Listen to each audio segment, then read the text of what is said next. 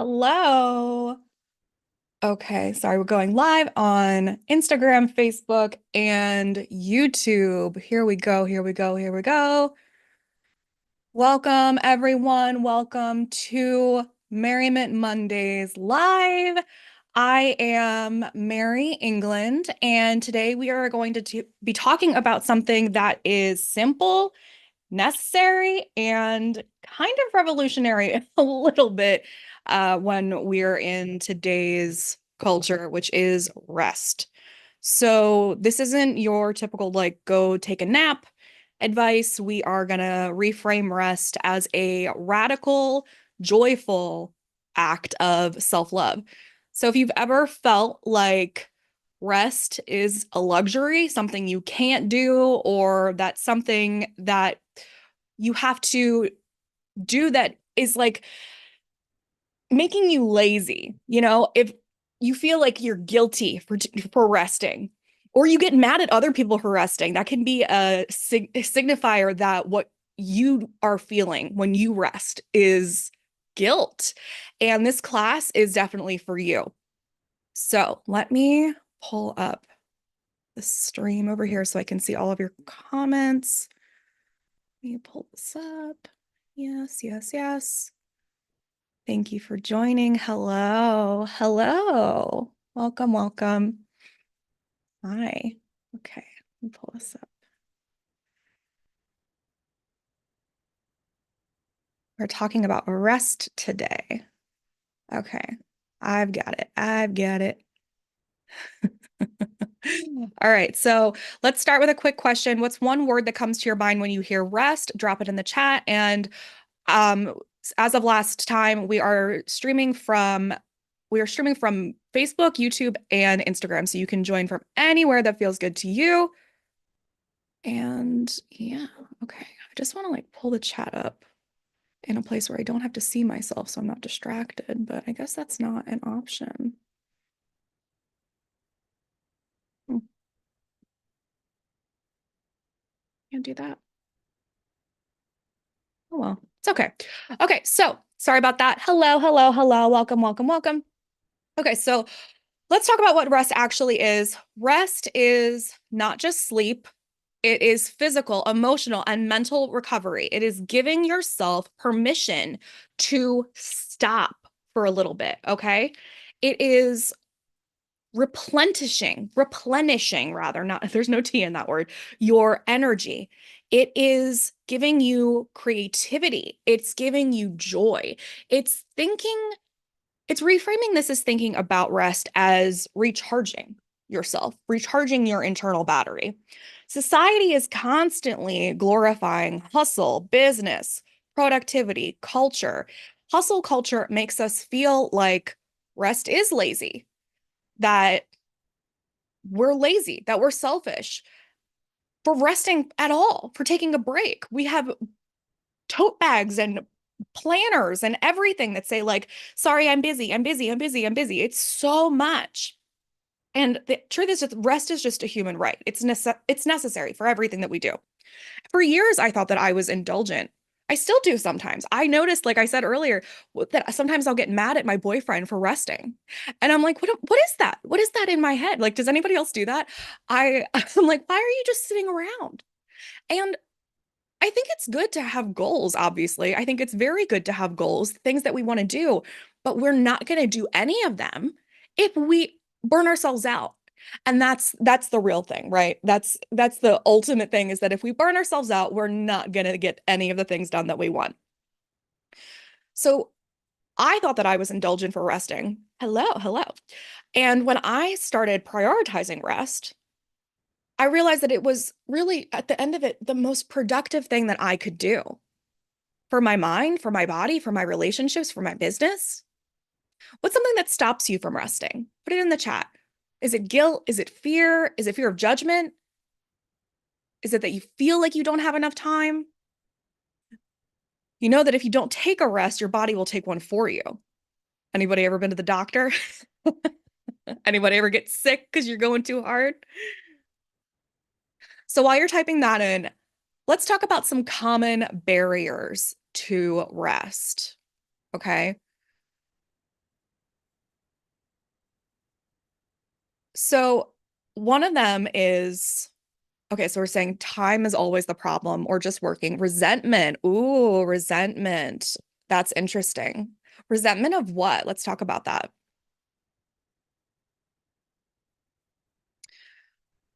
Are we able to identify what that is? It's so interesting.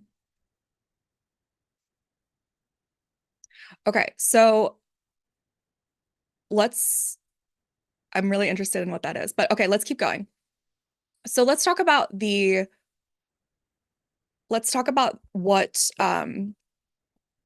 the barriers to rest are. So three of them are really guilt, fear of judgment, and internalized productivity culture. Relationships. Okay. Resentment in relationships. All right. So let's talk about these common barriers. So, which one of these do you feel like is the most relevant to you? We feel like we should be doing something more important with guilt, right? It's the I should be. And then you prioritize that. The fear of judgment, you're worried about what others are going to think, that you're prioritizing other people's beliefs about what is more important, that maybe you don't even really want to be doing the thing, but you are doing that instead of resting. And then there's the internalized productivity culture, which is you've just you believe that what you're doing is tied to your worth is tied to how much you're achieving. So one of those is probably ruling the reason for what's going on. And I've definitely been there. I'm sometimes still there. Everything is always fluid. And I used to feel like rest was a weakness. But the real thing is that rest is strength and it's what lets you show up fully. And I want to tell you, I want to remind you why. And I want to give you ideas today for how to kind of fit this in to your day. So rest, I think really taking care of ourselves in any way is an act of rebellion. I think joy is resistance. I think rest is rebellion. I think loving ourselves is rebellion. I think all of it is. I think it's beautiful. And rest is rebellion against hustle culture and an act of love for yourself. So, you know the old adage of you can't pour from an empty cup. You know this. And what are we going to do? You know, what rest isn't selfish. It's what allows you to give. So if you are here, you are a caregiver, you are a change maker, you give a damn about something and you can't keep going. You can't give your best or at all if you have nothing to give from. If you are strung out and exhausted and sick, like how is that going to work? I like to use the example of a doctor, right? So if you're having like a surgeon, would you want a surgeon operating on you who is exhausted? No, you want them in peak physical condition. You want them rested. You want them to have not too much caffeine because so their hands aren't shaking. You want them to be not sick themselves. So why are you worth less? Why are you not worth the ability to take care of yourself? Why is it that you don't deserve the same rest as that doctor that you would pay to do a service for you? Because they make more, because it's about saving a life. Like, why is it that you aren't worth that rest, that care, that self care? So, general practical tips are, I mean, first of all, just like creating a rest ritual. And I know that this is, I know that sometimes we um, get really, well, hold on. You know what? Like, let's go into the guilt and the barriers a little bit more. Okay. So for many of us, like guilt is the biggest barrier to rest. And some of us think that, you know, I should be doing something more important. I'm wasting my time. The guilt is talking. You know, it's like this invisible weight that tells us that we have to earn our rest by being productive first. And you might find that these barriers are kind of like intermixed, right? And we know we have to remind ourselves the mindset comes first and then the tangible action, right? Theory, then tangibility.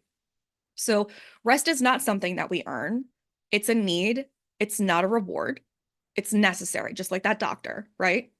Now, those mindset, these beliefs are things that we kind of have to like plug in over and over and over again. We have to remind ourselves. We have to say, okay, those are the affirmations. Those are the things we journal. Those are the things we write. The things that we say in the mirror. The things that we tap in. We're gonna do some live tapping today. That's great. But these are the things that we work on with like the shadow work, right? And that's like what we're kind of like plugging back into our minds to believe it. And it's okay if it feels crazy at first. It's definitely okay if it feels crazy. It's okay if it feels untrue. But then your actions are what like back up those beliefs.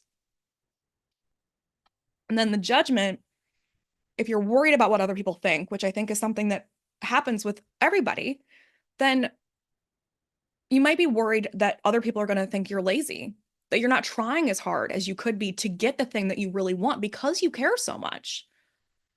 That you're not earning your break, right? It's like it's mixed in that we have to prove our worth through constant action.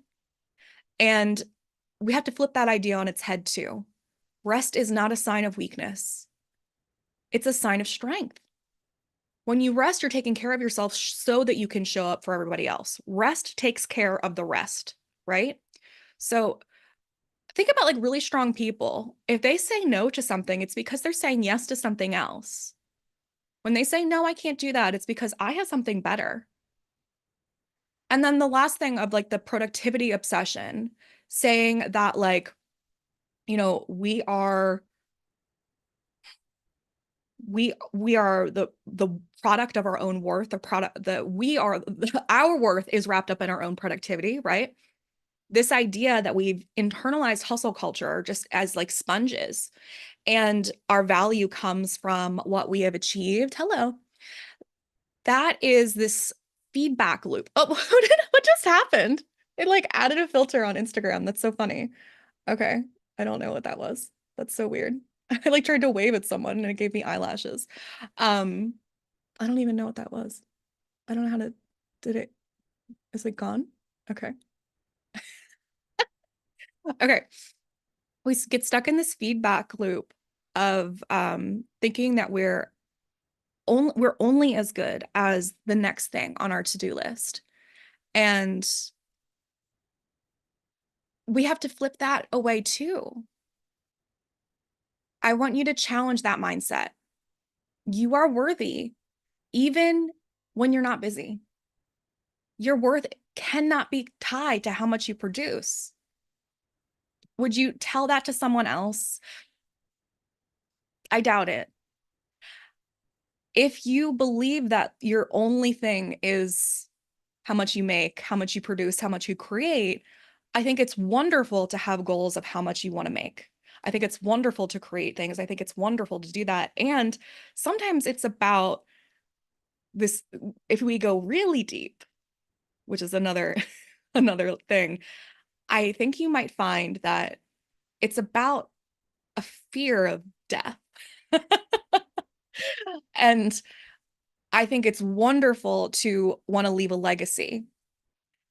And we could go at any minute. So why not enjoy the day that we have? There's this really interesting book by this guy, Becker, and he talks about how everything in our lives, the buildings and the roads and the structures and the systems, whether they're infrastructures or religions or anything, it's really about the way that we want to live on.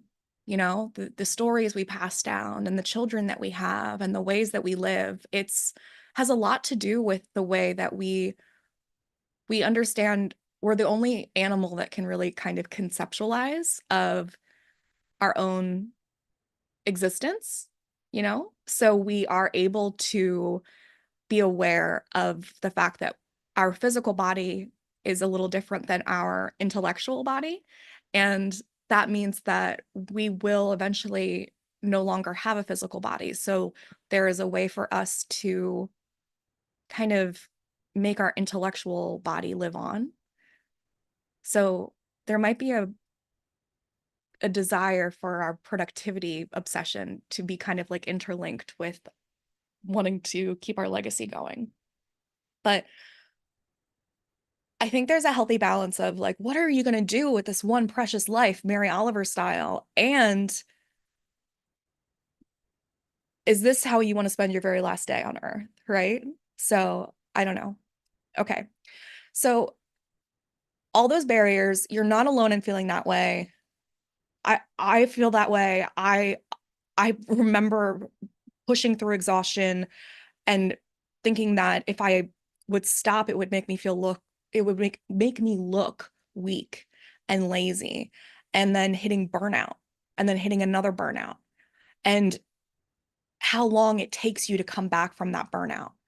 And giving yourself permission to rest, giving myself permission to rest means that I don't fall behind.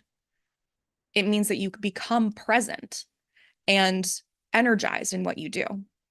So if you feel any of these barriers, the guilt, the judgment, the need to be productive, I get you, I feel you. And once you acknowledge which ones you have, you can start to challenge them and create space for rest and other ideas in your life. Okay. So now that we talked about that, let's shift to something more empowering, which is how to embrace rest as a radical act of self-love.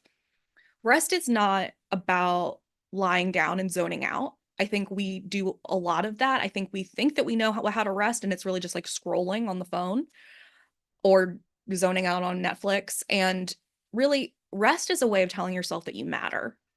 It's about recognizing that your value is not tied to what you do, but who you are. And when you embrace rest, you are reclaiming your energy and your joy and your right to take care of yourself. It is an act of self-respect and love for yourself. So how can we actually integrate this and make rest a part of our lives in a way that feels good and sustainable and realistic? So let's talk about tools now. So first, you got to schedule it. And I know that seems like counterintuitive to something that feels soft, but it's what happens. It's what needs to happen. I know, and it also feels counterintuitive to hustle culture, right? Like if we're like pushing away hustle culture, but especially if you are somebody that follows a schedule, then if you can put any of these things on your schedule, on a calendar, and block it out, even if it's 10 minutes, or to set an alarm or whatever really kind of works for you, just as part of this infrastructure. And then, like I say, like that scene in The Grinch where he's like, I can't cancel on myself again. I really need you to acknowledge the fact that a lot of these things might not be happening because it's not on a calendar. It's not as part of your system. And if you don't follow a calendar, that's okay, but you have a phone and you can set an alarm. Otherwise, it's very easy to let this slip. And whatever it is, it needs to be treated as a non-negotiable. So, like, I'll block out a time during the day for Mary time. And that's a place for me to do any of the things that we're going to talk about. I also talk about happiness habits, which I think for me is one of the ways that I recalibrate and rest. And you can actually get access to those for free. My ideas on like a 10-minute morning and evening routine is what I talk about as ways to kind of bookend your day. In the morning, I talk about it kind of being like a hype up. And in the evening, it's more of like a soothing your nervous system. And there's even a workbook in there. And you can join the Positive Pulse for free. It's in the link in my bio, but it's also just at uncustomary.org. If you go to uncustomary.org, you'll find it immediately. Very free, very fun, very easy. And I think doing something once a day is very great, even if it's 10 minutes or less, and then having something a little bit longer once a week. Now, this reminder is something that's going to be telling you that your well-being is as important to you as any and everything else that you are doing. Not all rest has to be a big dramatic break. It does not have to be a nap. And micro rest moments can make a huge difference. These are short, intentional pauses. These are things like stepping outside for fresh air, taking deep breaths, and closing your eyes. Now, before we roll our eyes at closing our eyes, I want to remind you that the simple things make a difference. Simple practices over time add up. 101 practices over time stacked lead to 401 advanced levels. The people at the 401 levels are not at that place because they stopped doing the 101 levels or because they rolled their eyes at the 101 level. They do the 101 level every single day, and then they become second nature with that. And it's in their subconscious, and then they roll on to the next one. So I know I always lose some people at the very beginning micro moments because they're like, well, that's too simple. And I just want to remind you that nothing is too simple. Sometimes we resist the most simple. I just want you to be open-minded, 1% open-minded to the simple. So think of this as like hitting the refresh button on your computer. It only takes a moment, but it can actually make you run smoother. A powerful mindset shift is that rest is not the opposite of productivity, it's what fuels it. So when you give yourself time to rest, you can come back sharper, more creative, more energized, and rest is actually one of the most productive. Why did I say that so weird? I put the wrong emphasis on the wrong syllable. Productive things that you can do. A car running on empty doesn't matter how fast it's going. It's not going anywhere. Rest is filling up your tank so that you can keep going or charging it. Right now we got all these electric cars. It's I can't get over the cars being charged at the grocery store. It's super weird to me. Rest does not have to be boring. It doesn't have to be traditional. I am not traditional really in many ways. I am uncustomary. So I encourage you to find ways to be Pippi Longstocking with your life and to be playful. And if what fuels you, or at my home, yes, my whole life is very uncustomary, yes. Um, I've got Danny DeVito over here waving at you. I've had a request to put him in the background because he's distracting, but um, I don't think he's distracting. I think he's fun. So I am of the mindset that play is, for me at least, is much more helpful and restorative than meditation will be. And your physiology will vary. Obviously, we're all different people, you know? But like meditation isn't the thing that works for everybody. Sometimes it's what hits. And for some people, it sucks. And for some people, it's because they're not trying it and because they're not doing it right and because they're not giving it enough time.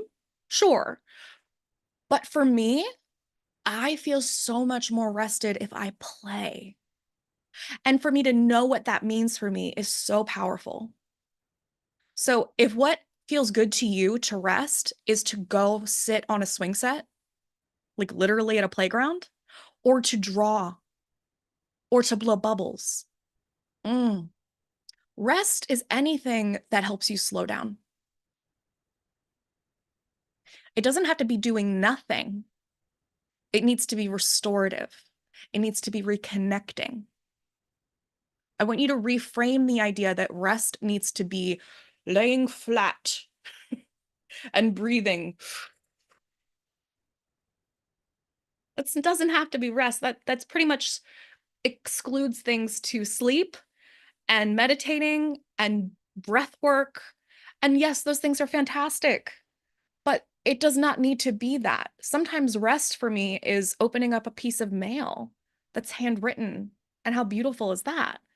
Rest is anything that's restorative and reconnecting to you.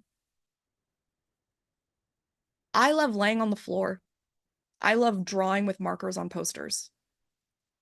It's silly and it's freeing. So let's make this personal. What's one way that you I can only rest when my mind is at ease. Yes. So what makes your mind at ease? Knowing who you are is the key for everything. So like something that really makes me feel calm is a root beer lollipop. It connects me to my inner child, feeling like a kid again. I love really cozy textures. I love ducks. I love I love walking around really beautiful environments.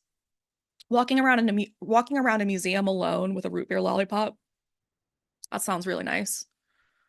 Or a fabric store alone on a non-busy day.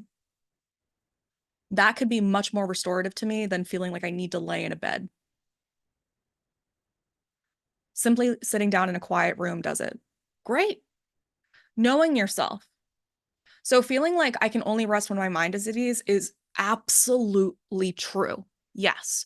So what is it that is one, let's think about what is it that is making it so that your mind isn't at ease, right? So is it that we need to do a brain dump? Every morning, I list out everything that I need to do. This is my to-do list for today. So I'm like, okay, this is all happening. Like this is what's going on my mind. And then if I have like extra thoughts, I journal and then I tap. So that's part of like for me, my happiness habits. That's my like morning. And if there's stuff that's going on in your head, then you got to get it out. You got to talk it out. You got to communicate. You got to work it out in your journal. You got to figure out what's going on. You got to have happiness outlets for yourself, cognitive processing, emotional outlets. In the Merriment Makers, we have one of the first module is on the embodiment module where we talk about like having like a weekly space to figure out like how first we identify how to figure out your emotions and your sensations and the difference. And then I guide you through a somatic awareness process. And like every week, I encourage you to go through and like sit there and kind of be like, okay, what is here? What is like left over from all those times that you were sitting there in a place and you like, there wasn't a space for you to shout or cry and it wasn't like quote unquote appropriate, or there was a real reason, like you had a kid with you or you were in a board meeting or I don't know, but like that was the time and now is the place for you to go through and comb through and process and release. So getting back onto a playing field where it feels like your mind is more at ease, right? Releasing some of those tensions, those anxieties, those feelings that are causing you that tension. So I was going to ask for you guys, what's something that a way that you can rest this week? What's a way that you can schedule it? So I have some other ideas of like, you know, like sitting in a sun, taking like a moment to touch your skin, putting on anything on your skin. I think any kind of sensory moment is really helpful, very important. Creating some sort of ritual in the morning. And like I said, I have the hate being by yourself. Okay. Well then yeah, people are completely different. Yeah. If one person says I hate being by myself, one person says I love being by myself. I like both. I really enjoy both. I don't hate either one. I enjoy both. Um, so I find the beauty in all things, but either way, I think maybe try to reframe that statement regardless as I enjoy being around other people instead of I hate being by myself. And then I would say maybe look into the reason of why you dislike being by yourself and what kind of what would be the benefits of spending time with yourself. Mitzi wants to say hi. Say hello. Mitzi, do you like being by yourself? You like people. You prefer me.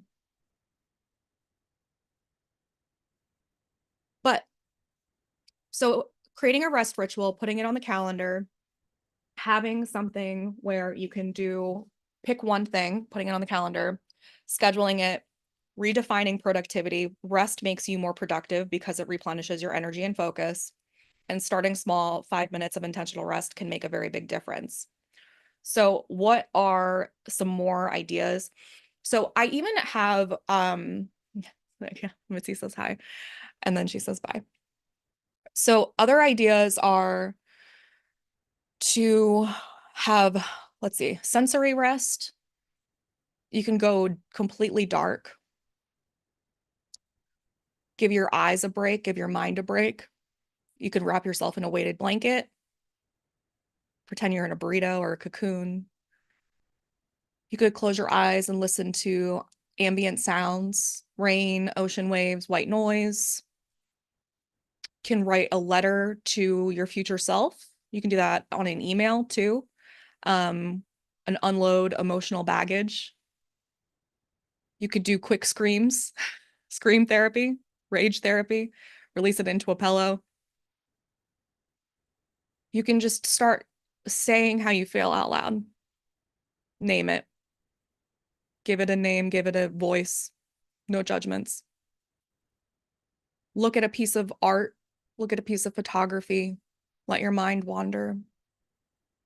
Doodle, squiggle on a paper. Make something that feels good. Look up at the clouds or the stars. See what you see. Blow bubbles. Play with sensory toys. Those squishy things. I love the squishy ones. Whoop, whoop.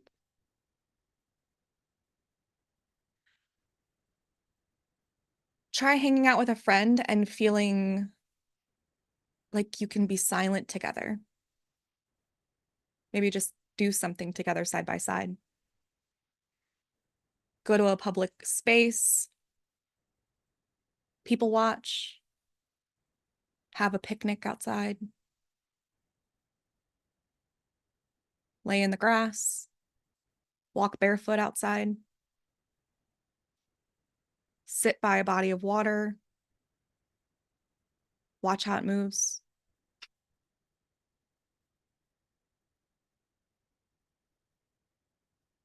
You could do a jigsaw puzzle. I hate those, honestly. Do crossword or word search. Those give me more anxiety, the jigsaw puzzles. People love them though. If you like them, do them. Only do what I'm saying if any of them, if they feel good. If any of these give you anxiety, don't do them. Stare at a candle. Make a tea. Watch a really slow paced video. Like when people like mix paint. Swing, swing set, swing chair. Do like a walk that feels meditative. I like to pick a color, and when I go out, I look for that same color everywhere. Like try to find all the purple things. Stretch on a floor like a cat. Like imagine you're Mitzi on the floor and just do what feels good. Flip through a photo album. You can even collect photos of other people at like thrift stores or yard sales or antique shops and imagine what their lives were like. Could read a childhood book, just a children's book. Can listen to happy or instrumental music. You can write a gratitude list. You could pray or meditate or say an affirmation or listen to one of my pep talks. Can light incense and watch the flames or like, the smoke go up. You can hold like a stone, one of those like wishing stones or like the grounding, what are they called? The ones that like your thumb kind of goes into the groove. But none of these are about making a big, overwhelming change. These are micro moments of rest. It's about showing up for yourself consistently. And every little moment of rest that you do, that you claim, is something that adds up for yourself. You're soothing your nervous system over time, and it's replenishing your energy and your joy.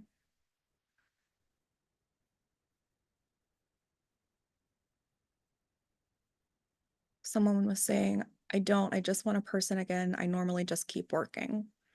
Well, that's kind of the antithesis of what we're talking about, right? We don't want to just push through, and we don't want to keep working. We want to stop and rest. So not really, not really listening. That's okay. It's difficult to, I mean, that's what we normally do, right? But there's also the potential for us to change, to do something different, to be open like 1% to the idea that what we can do in the future could be these things. Because it's definitely true that that may be what we used to do and what we have done up until this point. And if it's not what's working, then we got to do something different, right? So, what's one rest focused step that you can commit to this week? Are you going to schedule it? Are you going to do 5 minutes looking up at the clouds? Not sure what I like to do anymore. A lot of these things you are talking about, but nothing seems to help. So I just keep going because it seems like it would be worse to not work. Yeah.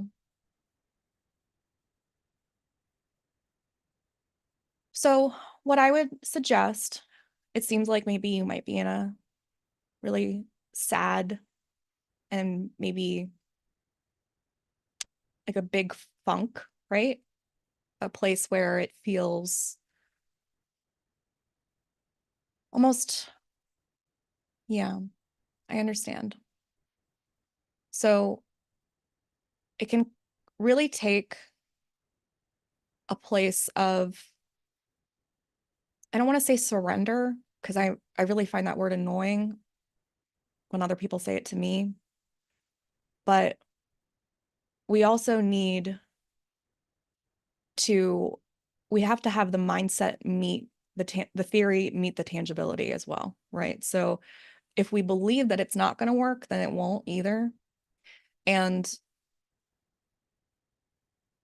if there's a bunch of different things that can happen with mental health as well, right? So there could be multiple contributing factors.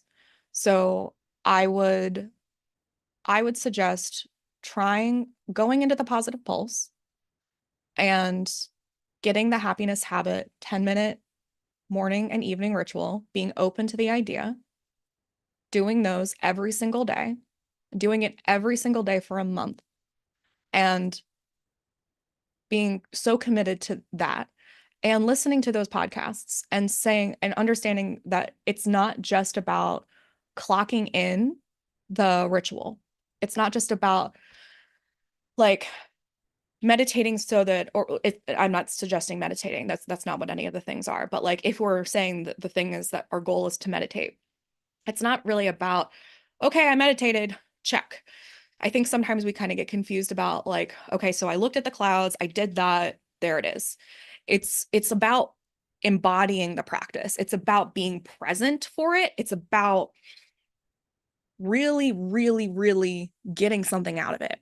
If you go through it and you don't feel anything during it, then it's going to be difficult for your body to have a reaction either. Now, there's something to be said for just going through the motions and faking it till you make it, obviously, but there needs to be a little bit on your part, on your mental intellectual side, like the left brain and the right brain kind of thing.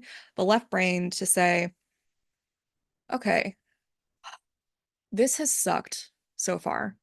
I feel like I've been trying so much. I feel like this keeps happening. I feel like I've thrown all the spaghetti at the wall and I still feel miserable. What is this? This sucks. And just acknowledge that and then say, okay, now I have two options. I can continue to stay feeling like this and I can not try anything else and just succumb to the fact that this is miserable for the rest of my life, or I can believe that there is a solution out there for me and keep trying and know that I have not turned over all the rocks and there is a concoction out there that will work for me. And if you do that with that mindset shift, it's possible that that is going to really, really help. And when you go into the practices, the tangible practices, with the idea that this is going to help, that there's a possibility that this is helpful, then it's more likely to do something for you. Our brains need to believe that something's going to work for it to work. There's studies where when we give like Tylenol to people who have never had it and we don't tell them what it doesn't actually fix the pain. But then when we tell them this is a pain reliever, it does actually fix the pain. So the point being, it doesn't matter how effective a practice can be if you're telling yourself this is a load of crap, it's going to be a load of crap. And just as on the other side of this, if you are like doing something that might not even be that effective, but you believe that it is effective, it can be extremely effective. The mind is extremely powerful. That said, without the practice, without the tangibility, not much can happen, but you do need to get your brain on board. And sometimes, unfortunately, that can take like a really drastic thing to happen. And we're not all wired for optimism, but I do believe that it is extremely possible for you to build that skill. So just remember the fact that, I don't know, I think maybe getting some perspective and reminding yourself daily that we are all on just like this spinning rock in outer space, that there are so many different things that are happening all over the world, that there is tragedy everywhere, and that everything that we're doing isn't, I don't know, like when nothing matters, everything matters. And when everything matters, nothing matters. Like I really do believe that when you kind of stop giving a fuck, it really helps you find the things that really matter. So when you maybe completely let go and say, you know what? It doesn't matter. I'm willing for this stupid girl's uh thing. No, everything isn't meant to be right. You're right. It's absolutely not. Things aren't fair. Things are crazy. I I have 12 neurodivergences, okay? I have tried to uh take myself off this earth. I have had an eating disorder. I have had drug substance abuse issues. I have um self-harmed. I have been in relationships with con artists that have had multiple names in different states who have stolen tens of thousands of dollars from me. I have been neglected and abused by my parents. I have many, many bad things happen to me as well. And also, I know that, I mean, I literally just had 2 surgeries where they thought I had cancer last month. Okay. Like, I don't know. I just am saying that I'm very aware of the fact that things are not always meant to be right. It's true. And the things that have, the things that have happened to me are not my fault, but they are my responsibility about how I get to choose to react to them. And I get to, I get to choose if I want to like victimize myself, which I did for a very long time. Oh my God, it sucked. And I get to choose if I want to like spin it around and be like, oh man, well, I could have died so many times, dude. Like so many times. This is just a bonus day, you know? So what am I going to do with it? What am I going to do with it? What a beautiful time to be alive in this weird moment. I mean, I have a house, I have water, I have so much more than people even in this country have. And I'm very lucky. I'm so happy to be alive. I'm ecstatic about it. I So I'm very grateful. I'm pissed all the time. I'm scared all the time. It doesn't mean I'm not scared to die. It doesn't mean any of that. But it does mean that I'm going to try to make it the best that I can. Yes, it's all in the decisions that we make. Not all red lights turn green. Yes. But yeah, yeah, if you're in a funk, it's about like moving from jaded to trying to romance your life a little bit, you know? Like, how can you turn a little bit of sparkle back on? We, as adults, like we were not expecting to do this. We were just born and like we were kids that grew up and like we started getting money and we were like, oh yeah, man, I'm gonna buy so much candy and toys. And they were like, no, you have to buy Windex and pay bills. And we were like, what? I did not think that that was what was going to happen. That's not what I was told. And and then you start realizing that people aren't honest and people say weird stuff and it's like stupid. And you're like, this is not what I thought this was. This feels like a monotonous drudgery of existence. And then it gets really cold and you have to like take the ice off of your car and you're like, what is this? This is annoying to me. So like make your life as fun as you can. Really. Like no one is stopping you. Really. I mean, and when someone stops you, tell them to shut up. Truly. There's there's so many rooms that I have not rooms. I hate when people say rooms. What does that even mean? Situations where I have walked away. Just spun around and walked away. Yeah, life is hard, but you got to make it something fun. Yeah, teach your 16-year-old. Hell yeah. Okay, let's do some tapping. Yeah, and we can yeah, when we feel like a nice person, people feel like they are we can feel like we're taken advantage of. Believe me, I've literally dated multiple con artists. I understand. I understand the feeling of being taken advantage of. I understand. And we can live in that state or we can be like, I'm not the asshole for trusting people. People are the asshole for taking advantage. And you just have to learn to see red flags to not put that in like you can't make blanket statements about anything. Yeah, but you're not too nice. None of you are. That's the thing. None of you are too nice. Nice is not a weakness. What is the deception is a weakness. That's a weakness. That is not a good thing. Naivety is a function of deception. A con artist can deceive another con artist. You understand? Just you just have to be willing to believe someone. Don't lose the willingness to trust. That will destroy everything before you. Don't turn the nice button off. You can choose to put up a temporary barrier for certain situations, for certain people, but you get to decide to take advantage. Like, if people don't have to take advantage of you. You get to have a boundary. That's the difference. You're not too nice, you have no boundaries. That's the difference. Decide where you're sharing. Yes. Okay, let's do some tapping. So tapping is just like free and no needles acupressure that is no one's asking you to be mean. There's a difference between being a nice person and a good person.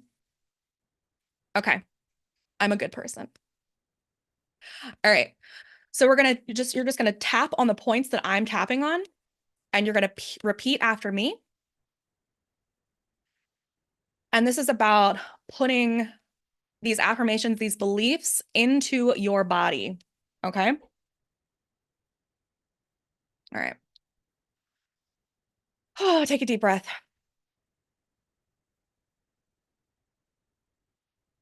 Even though I feel guilty about resting, I deeply and completely love and accept and forgive myself.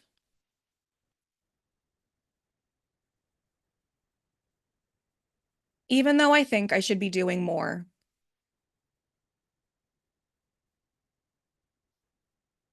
I honor my need for rest.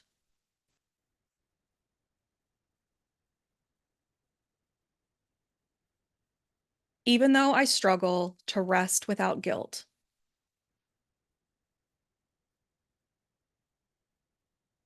I choose to believe I am worthy of rest.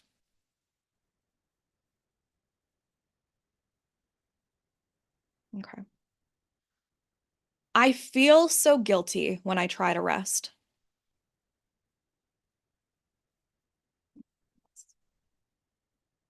There's always something more I could be doing.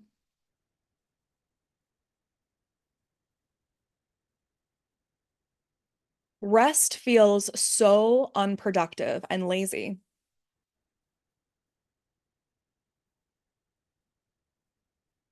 I've been taught to keep going no matter what.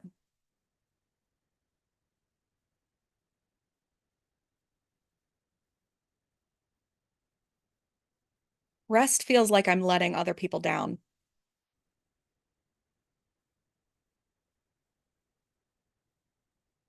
I feel like I just don't deserve to rest.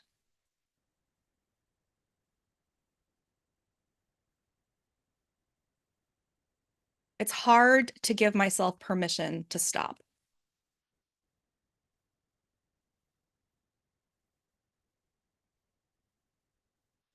I feel guilty when I take time for myself.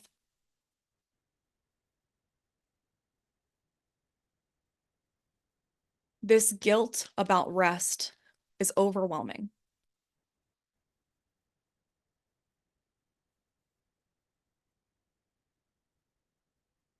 What if rest isn't lazy, but it's necessary?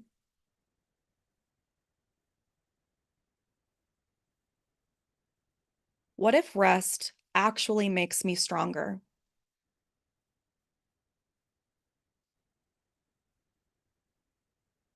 I am allowed to take care of myself.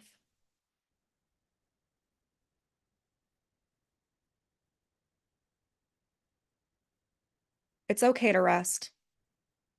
It doesn't mean I'm failing.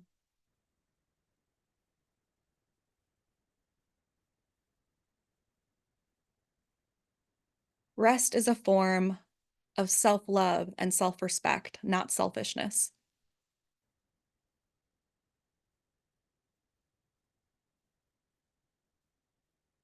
I can let go of this guilt little by little.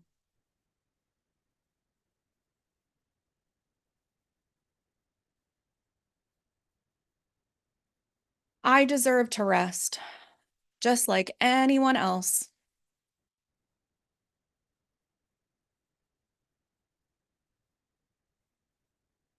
Rest lets me show up fully in my life.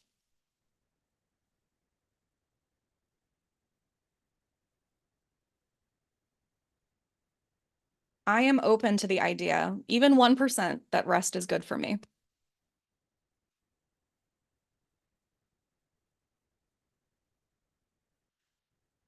I am releasing all of this guilt about resting in every cell of my being.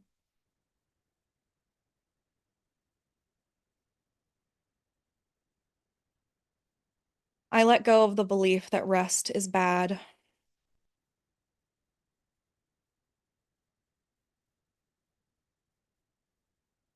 Because rest is natural and essential.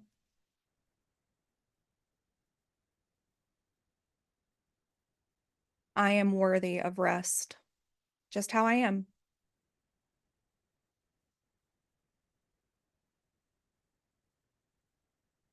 Rest helps me recharge and feel better.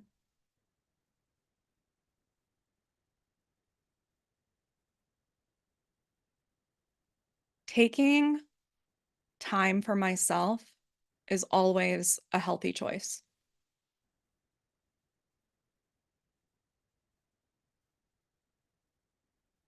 I'm letting go of all of this pressure to always be busy.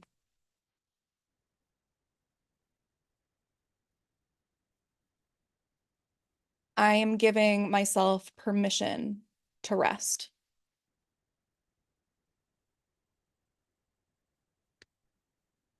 And I'm choosing to embrace rest as an act of self-love.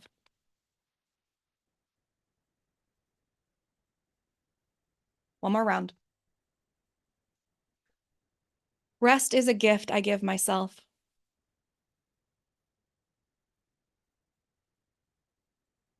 Resting makes me stronger, not weaker.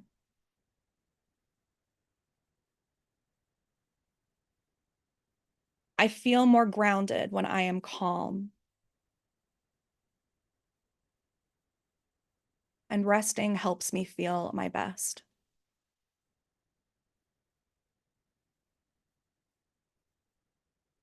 I am worthy of care, even and especially of my own care.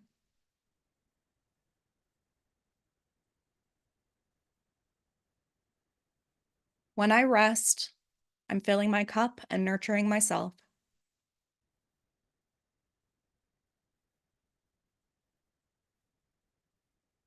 I choose to rest without guilt or shame.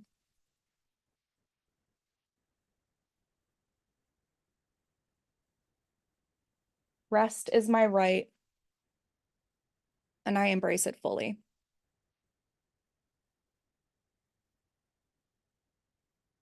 I love, accept, and forgive myself, even when I rest. Take a deep breath in and let it go with a sigh. Put your hands on your heart. Take a deep breath and say, I honor my need for rest.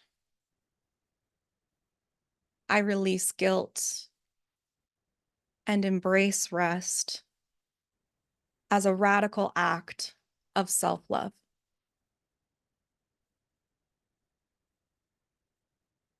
Beautiful. Okay.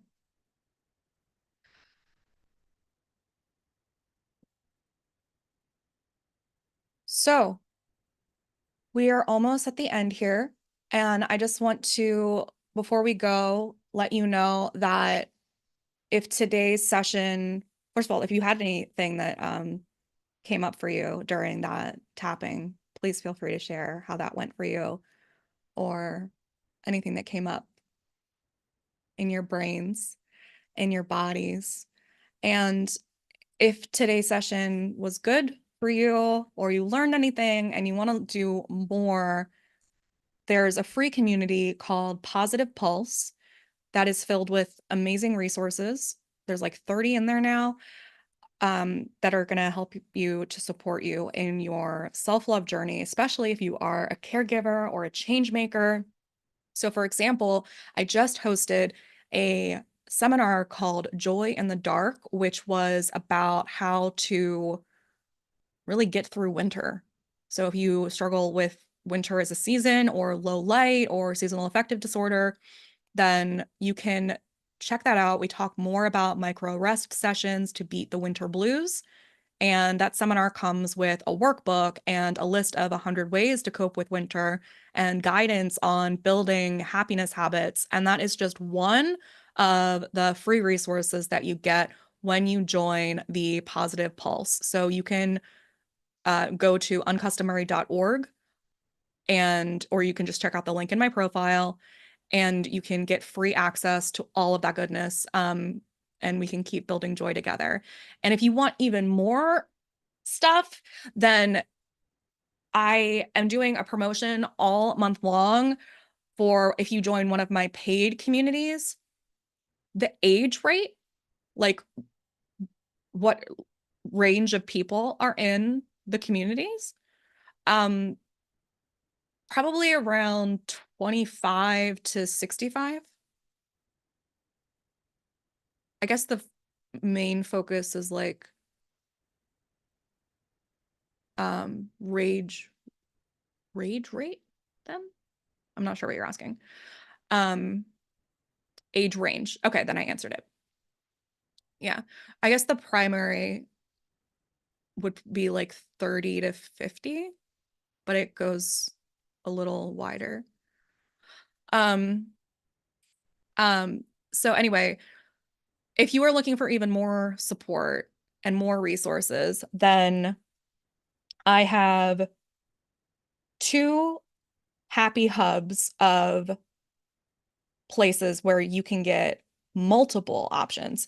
So there's the Feel Good Troop and the Merriment Makers. The Feel Good Troop is always affordable, and there are 50 master classes plus additional resources like workbooks and pep talks and other options. Plus you get every month we have a group coaching and Q&A call where you can get access to me. And then there is the Merriment Makers, which is the VIP option, and you get so much. There's all of those master classes plus modules that go with them. So there's 30 full modules with like at least 20 to 40 resources in each one. So there's everything from like workbooks and playlists and Pinterest boards and podcasts and audio lessons and more extra master classes. Like I make sure that every single thing has a way for you to learn no matter what kind of learner you are.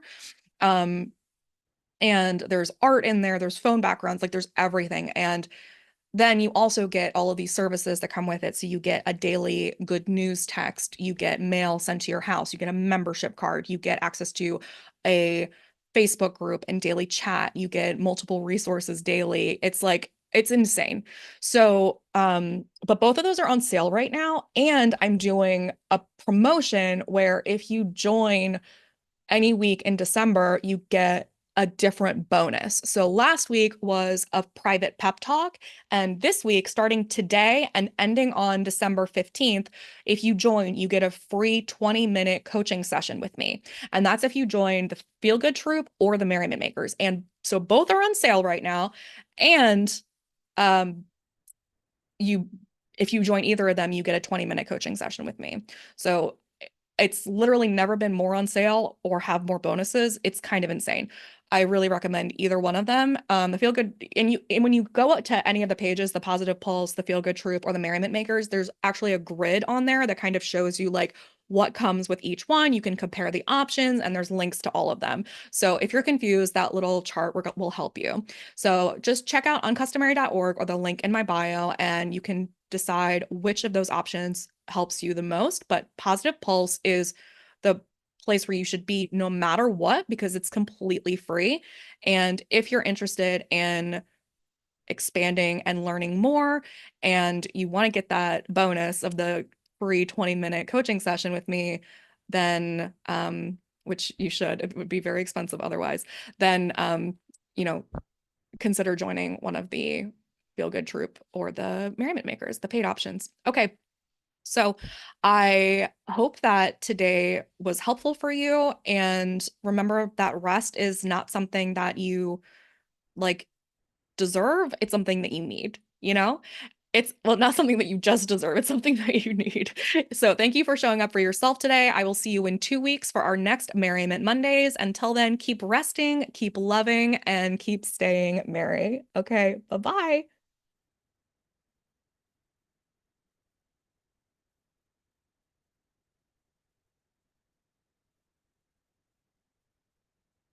Wait, I don't know how to do this one.